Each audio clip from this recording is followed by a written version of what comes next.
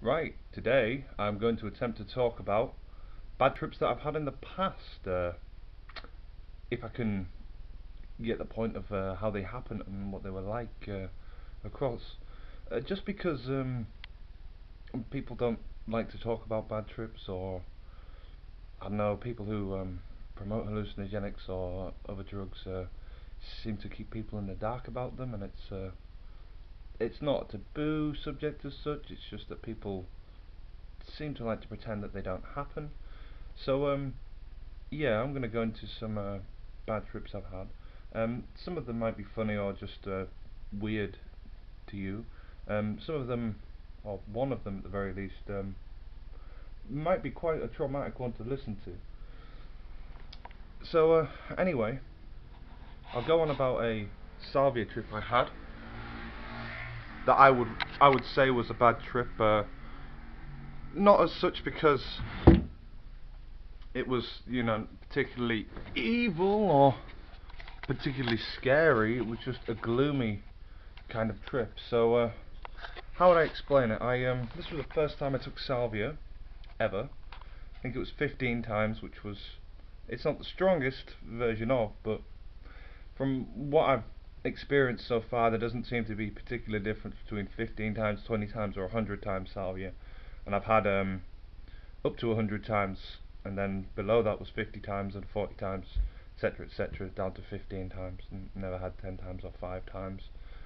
Probably would still be strong enough because just the leaves are quite strong on their own. So I'd say 5 times would just be about strong enough to make you fully go on a trip. Yeah. Anyways, so yeah, I had the salvia. I tripped really hard, and I kind of underestimated the stuff because it was legal, and this was my first time doing, well, second time doing legal stuff, and I didn't really think they were that strong. Though I didn't think there was any significant difference because I was naive to them. Anyways, I took the trip, and all of a sudden, I kind of like got up, got down, got up, got down. I was listening to a song by the Chemical Brothers. I can't remember what it was, but it was quite a repetitive track by the Chemical Brothers. And now, because I kept going up and down, I didn't know what I was doing because I was tripping so hard. And the same repetitive beat was playing over and over again.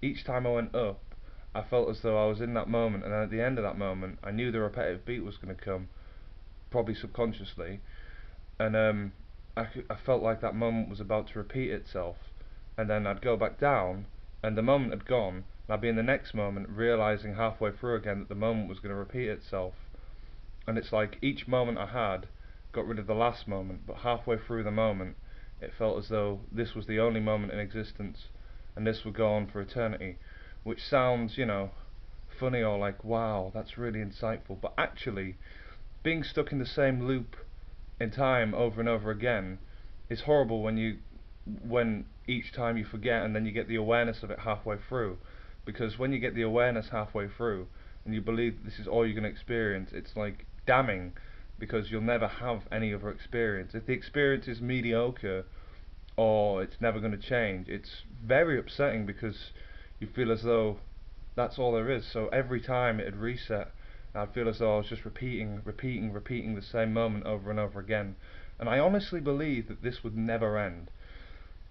So, and yeah, each time the mind state reset. So by the sixth time, at the start of the sixth time going down, I'm like, ooh, and then halfway up, I'm like, this is going to repeat itself for eternity. Up, down. Did this like 7 or 8 times, and yeah, that was a bad trip just because it was just daunting to feel stuck in the same moment of eternity. I'm not worried. It's not the same as feeling like you're going to live forever or being stuck in eternity with your own mind that you can alter or think about stuff. It would be daunting enough floating around in space for 7 million years, like literally suspended in the same spot. But you could at least invent things in your own head. It was more the fact that there would never be any variable. It would always just be that down to the T. That moment was, yeah, it was a very daunting prospect for me. So yeah, that's a example of a bad trip because it's just it's psychologically daunting. It's just not very nice to be stuck in that same moment I'm not sure if other people understand what I meant when I said that or really agree with that, but I think until you have the experience, you can't really agree or disagree with it. But then I don't know you as well as you know yourself, so maybe that's not fair to say. Another bad trip experience I had, I think, was on LSD. This was a trip I had on my own, and I was watching a documentary on death and torture and such. Yeah, while I was tripping on acid. Why not? I wouldn't recommend doing that kind of thing, by the way. That was definitely sarcastic for those of you who don't understand sarcasm. Um, or for those of you who are really fucking strong in the head, go ahead, do that. Or just sick in the head. But yeah, I watched this documentary on death, and afterwards I kind of heard like hallucinogenic whisper voices from another realm kind of calling to me and saying to me that the ethics of the world don't matter. And it got me onto a thought path of the whole idea of the balance between the light and the good. And a lot of people on acid or hallucinogenics become peaceful hippies who embrace the world. But actually, what this did to me, this particular trip, I kind of thought to myself, I had a feeling that the evil in the world was necessary in order for the world to function, and that there wasn't many people who were prepared to do this evil. The evil was being wiped out, and actually, we need a balance of the two forces, kind of like a yin yang theory. And it got me to thinking, do I need to do this kind of thing? Does someone else need to do this kind of thing? And I sort of had like visions of people killing each other, visions of extreme torture, visions of severe beating, severe child molestation, warfare, poisoning, plague, animals like being tortured, this kind of thing, and then a feeling of a psychological feeling of suffering, fear, and pain, like a feeling of enjoying it in my own self and enjoying it in seeing it in other people, and a feeling at the same time of not enjoying it, as if I'm being actually psychologically raped. It was a very, very scary feeling. At the same time, it was overwhelmingly awesome. But that's why it was a bad trip. Like, I didn't like it afterwards, and at the time it was just disturbing kind of thing. And I remember like sort of seeing images of Hitler, images of Genghis Khan, images of old like demons that represented the that like these people represented demons, and I could see the demons behind them, and it sort of felt like there was a universal kind of spiritual feel of the dark energy, as if it was necessary. So it kind of helped me embrace the bad things in life after the trip, but during the trip I basically felt what I perceived to be the evils, the suffering of the world. And yeah, it was a very confusing trip. It was quite horrible. I had a lot of sort of feeling of demons with me, like evil forces trying to convince me of all kinds of stuff, and a lot of like just seeing body mutilation and stuff. And yeah, it was not the nicest trip in the world, really. Yeah, it was quite a fucking disturbing trip. Had another trip on Hawaiian baby mushrooms. Baby mushrooms? Whoa, gotta try them. No, Hawaiian baby woodrows, did I say? I have no idea what Hawaiian baby mushrooms are. Probably, probably a psilocybe of some kind, to be fair. Probably a cubensis species. Possibly Hawaiian baby mushrooms. I know you get Hawaiian cubensis, so maybe that's what they are. Anyways, irrelevant. So yeah, I had Hawaiian baby woodrows another time, and I had a trip where basically I felt like I was dying for the whole trip. Well, no, like a couple hours into the trip when it hit intensity, I had a lot of seeds. I had about 20 seeds or so, which is just a fucking lot of seeds.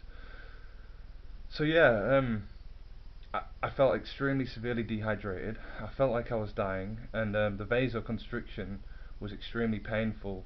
I was extremely nauseous, not just in my stomach, like my body felt the nausea you get in your stomach, along with the vasoconstriction, really tense headaches, which is strange considering it's an lysergamide. I'd have expected the opposite effect, since they sometimes use lysergamides in headache. relief.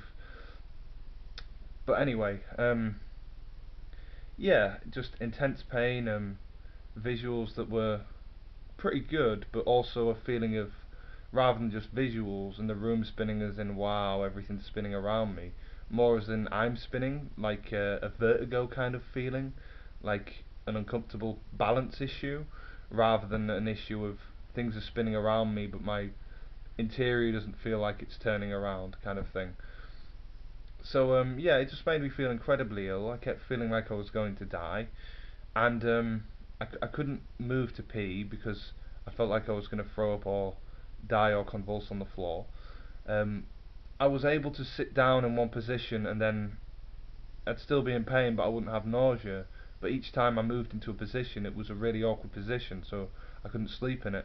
And then every time I moved from that position, I'd have extreme nausea for like 5 to 10 minutes, severe headaches, and like yeah, just visions of me dying, worries about me dying. This lasted for probably 6 hours, something like that. But the weird thing is, it felt like 3 or 4 days, so that was horrible. Although a few hours into it, I kind of got okay with the idea of death, so it just dealt with the idea of death because at some point, dealing with it after a period that feels like a few days, I knew it wasn't because of the darkness not changing in the room, as in it was night time. But yeah, after a while, I kind of just thought, well, I'm gonna fucking die. This is kind of shit, but who cares? It's just gonna happen. I just wish I didn't feel ill. That's what it came to. And then, yeah, when it subsided, I slept for about 12 hours at my friend's house. And yeah, he's cool with that. I just sleep. I just do what I do. So yeah, it was all right in the end. The trip was worth having because it taught me stuff about embracing death and just being ill as fuck. And yeah, interesting visuals. It explored like a heavy side of Hawaiian Baby Woodrose for me, but I would not like, repeat the experience because it was awful. But I'm still thankful that it happened. Just also because it's just another experience. And then yeah, I've had other bad trips because of the setting, like a bad trip on 2CP. Just because I didn't feel safe where I was. I was with basically a load of graffiti type gangsters who are also like part-time meth heads kind of thing, and they just had like knives, baseball bats, hammers and stuff around. It doesn't really scare me as such. I'm kind of okay with that kind of thing. I'm not that worried about dying. I'm pretty confident in my combat abilities, but it's more the thing of like I couldn't chill while I was tripping. I'm there tripping and my mind's amped and I'm seeing all these things and everyone around me like just looks like they're ready to shiv me. Not really my kind of thing. Don't really want to be picking up a baseball bat when we could have like, I don't know, hit it with some nice looking women or gone out for a drive, which we did in the end, and that made things better. Like listening to hardcore gangster music is cool and all, but when I'm tripping, I'd rather do something fun than sit indoors and like hang around with a load of fucking tweakers who look like they're about to rust me, kind of thing. And they were talking about all kinds of gangster shit and this, that, and the other. Look, I don't mind doing that kind of stuff. I have done that kind of stuff with people and like whatever, that's cool. But while I'm fucking tripping balls on 2CP, wanting to relax, I don't want to hear about you like wanting to slice people up. Not because it worries me, just because fucking better shit to do. But yeah, that was a horrible trip because it was like a waste of a trip, and it was just like seeing them with their evil and their wants to do these things. I'm just kind of like, well, I get why it's kind of cool and stuff in Hollywood movies, but it's kind of just lame in the real world. You're just being a twat, like. So yeah. Anyway, this has been a few of my, not all of my experience of bad trips, but I thought yeah, I thought I'd just let people know that that side of it does exist and it can be quite traumatic, and just give a few sort of varied examples of those bad trips. I have had quite a few more bad trips than this, but I've had so many trips that overall I've had way more good trips than bad. Anyway, thanks for watching, hope you enjoyed it, and I'll hopefully see you next time.